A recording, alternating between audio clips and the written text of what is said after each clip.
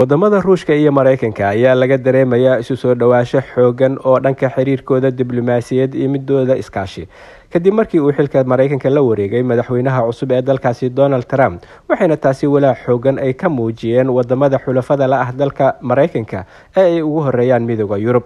afayeenka madaxtooyada dalka Ruushka Peskov ayaa ka dhawaajiyay in mowqifka madaxweyne Trump ee maamulkiisa uu Ruushka uga wanaagsan yahay mowqifkii maamulkii ka horeeyay ee Joe Biden. waxaa jira heshiisyo hordhac ah ay wada gaareen Ruushka iyo Mareykanka ka oo laga xusi karo in ay isku sii daynayaan maxaabiista ay kala haystaan labadaasi wadan. madaxweynaha Mareykanka Donald Trump ayaa toddobaadyadaan waxa uu jeedinaya hadallo xasaasi ah kuwa oo ka dhan ah dalkaasi Ukraine isaga oo ku tilmaamay madaxweynaha wadankaasi Ukraine Volodymyr Zelensky inuu yahay kaligii taliye. wasiirka maaliyadda dalka Norway Jens Stoltenberg ayaa ka dhawaajiyay walwalka iyo walaaca uu ka qabo haddii uu ka dhaweeyo madaxweynaha Mareykanka Donald Trump hanjabaadaha canshuuraha ee ku wajahan midowga Yurub. waxa uu tilmaamay in Norway ay saameyn xoogan ku yeelan doonto canshuurahaasi uu ku soo rogi doono midowga Yurub madaxweynaha Mareykanka. si taalamidana waxa uu walaac ka muujiyay jawaabta ay ka bixi doonaan midowga Yurub taa oo iyaduna saameyn ku yeelan doonto oo sababi doonto dagaal ganacsi oo caalami ah.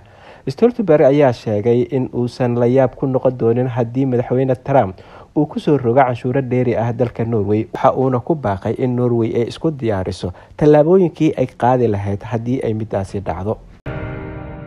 Maxadka caafimaadka dadweynaha dalka Norway ayaa ka dhawaajiyay in ay sii kordhayso tirada dadka loo dhigayo isbitaalada dalka hargabka xiliyeysan ama fayraska xambaarsan hargabka.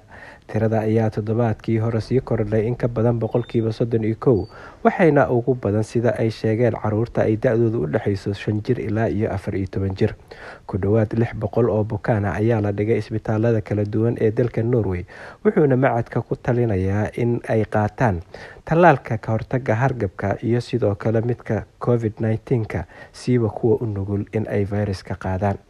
65% dadka da'doodu ay ka weyn tahay 65 jir ayaa laga tallaalay, waxaana Norway guud ahaan laga tallaalay 1.3 milyan oo Norweji ah, kuwa oo tirada ugu badan oo 684,000 ka mid ah ay yihiin dadka ay da'doodu ka weyn tahay 65 sano. booliiska deegaanada galbeedka Norway ayaa ku soo waramaya in ay aad uga walaacsan yihiin xaaladaha dambiyada ku sii kordhaya siiba dhalinyarada ay mas'uulka ka yihiin, kuwa oo isugu jira dhaca iyo sidoo kale kiisaska daroogada oo deegaanada galbeedka Norway aad ugu sii kordhayo. 120 xatooyo ama dhac ama tuuganimo ayaa lagu soo wargeliyay booliiska sanadkii hore, halka sanadihii ka horeeyay ay ahayd tirada aad mid uga yar oo 87 xaaladood oo kaliya ay ahayd. booliiska ayaa ku waramaya inay og yihiin shabakado kala duwan oo maafiya iyo kuwa dambiyeed, kuwa oo isku dayaya in ay ka faa'iideystaan dhalinyarada u nugul in ay ku dhacaan falalkaasi.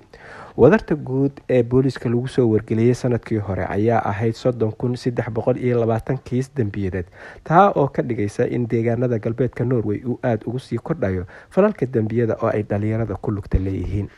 halka ay wararka ugu doorkaroon maanta idinkaga imaanayeen waa Somali Voice Norway ama codka Soomaaliyeed ee Norway, waxaana idinla socodsiinaya aniga oo ah Cabdullaahi Shiine.